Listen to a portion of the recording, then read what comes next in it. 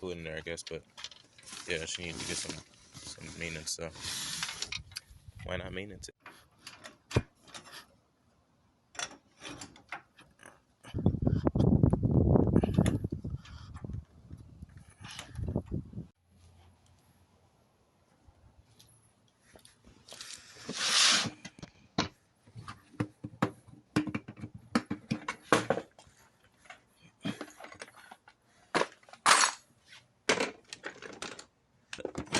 Torque wrench.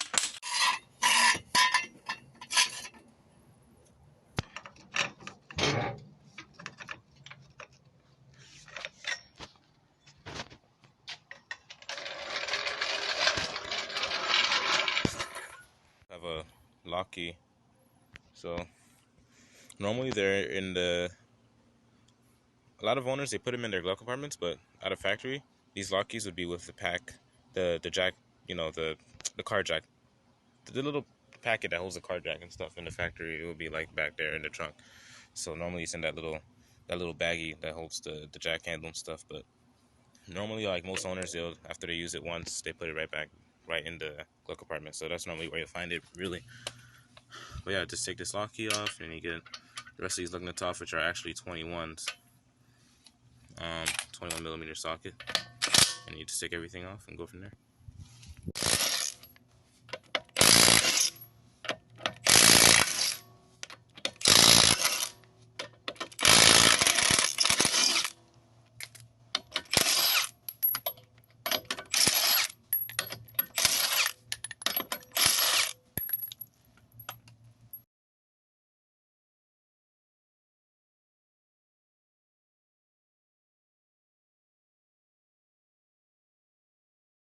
Yeah, so I had to make myself a screwdriver because a flat screwdriver because my flat screwdriver broke.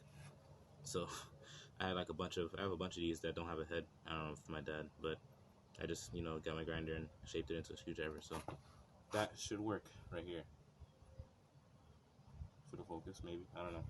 So basically what I do is I stick the screwdriver right up in here, and I separate the caliper from the pad and decompress the whole caliper, basically the piston, that is. So I just get up in there and start decompressing, which I decompress the piston backwards. A lot of times it helps when you have the brake reservoir open. A lot of times it helps when you take the cap off of the brake reservoir. Kind of lets the passage pass through, but basically I just get right up in there and I separate it like so.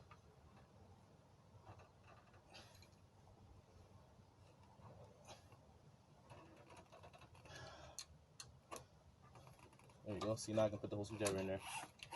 Just keep on going. Just keep flexing the whole piston back. My dad has taught me this trick since I was younger. Since I was probably about 8, I knew this trick. That way it saves you from having to get a clamp and recompress the caliper and stuff. That's what scares a lot of people from doing brakes. It's the caliper. Decompressing it and stuff after taking. That's why I do it. That's why you decompress it before you take the caliper off. That way, you save yourself from spending like 30 minutes on compressing a caliper or something, or you save yourself money on buying that tool. Just make sure that when you're doing it, you have the screwdriver on the metal part and not the reboot, so that way you don't damage the reboot of the. So basically, you hit the screwdriver and you pry from here, from the middle, and not the reboot, so that way you don't end up ripping the boot. But once you get it in as close as you could, so you just pull out the old pads, old clips, and you start with the restoration process. So the old pads right here.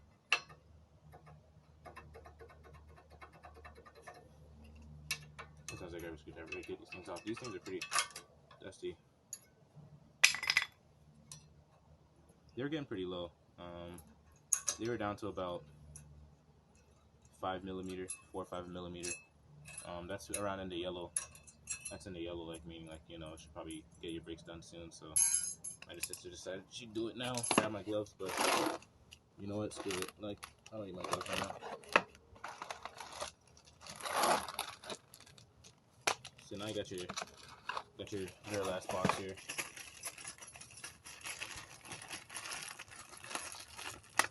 In here, you have all your clips. Basically, yeah, I call them clips, but this is what the pads sit on. These are the old clips right here, and these are the new ones. You know, it's a lot nicer. It makes it easier for the pad to slide on there. It doesn't have all that buildup and stuff. So it's good to put these on. It's good to swap them out. Sometimes the brake kits don't come with them. That doesn't mean the end of the world. You can still put it on with the other clips. Just make sure that you grease them. Always grease them, and your clips will still work, you know. But it's always good to have new clips. Always good.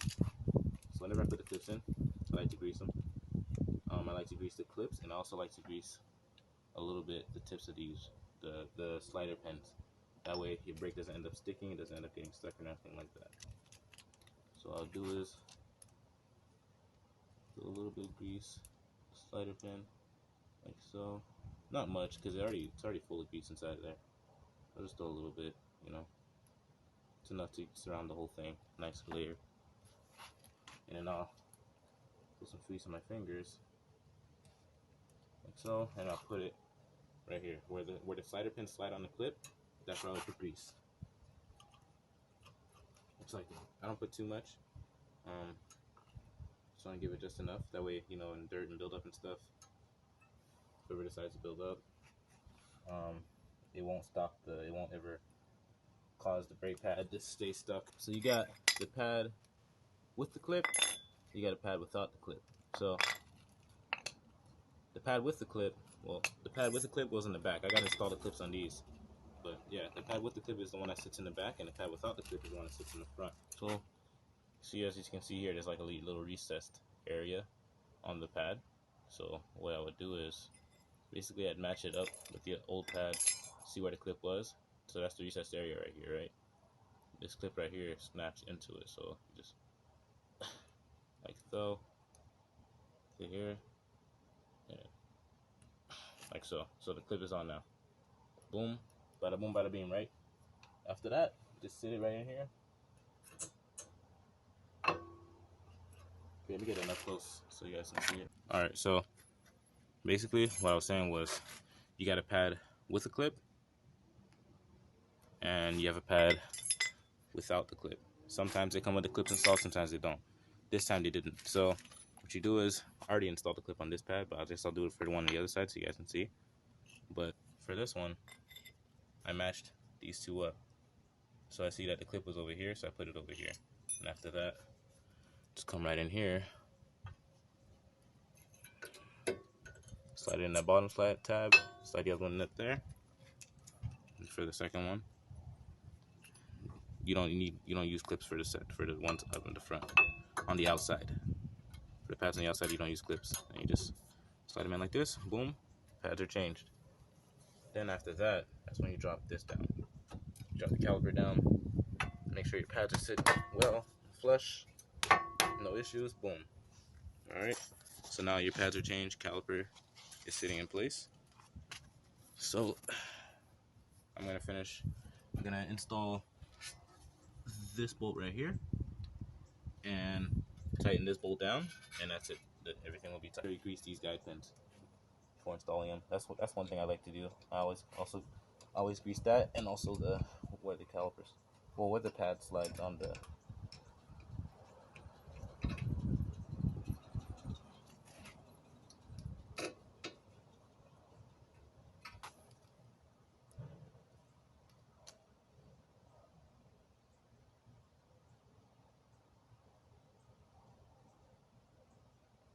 What I do is I put my gun on this setting right here. Basically what it does is it brings the bolt just as snug, but it senses when the bolt bottoms out, so it'll stop going. It'll stop torquing. That way it doesn't end up torquing anything. It just runs the bolt in, basically. So I put it in that. I had it reversed just now. Rip. But see how it stops by itself. Like that. And then the rest of the way I just use the ratchet. Just tighten it up. Because you don't ever want to run the risk of over torquing your brake bolts. Because then or any bolts really. And that means you got to get a new part, or sometimes it's like a whole new drivetrain, you know. You don't want that. So just make sure it's nice and tight. like so. And boom, brake pads are changed. On to the next side.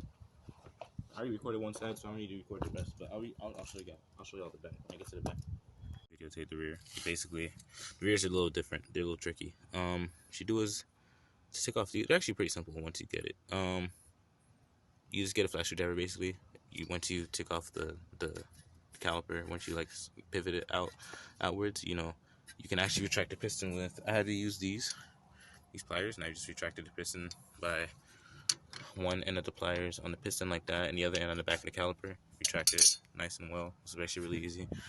And then these clips, you just pull on them, and then the caliper pops out. The pinhole on the other side is just like a slider, like everything else.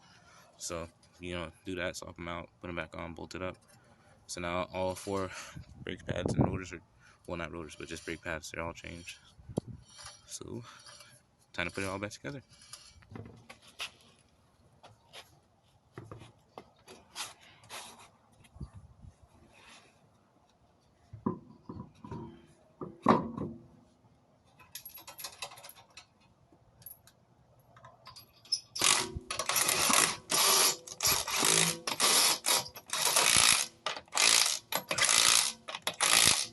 Yeah, all finished. I already took it out for a test ride and everything.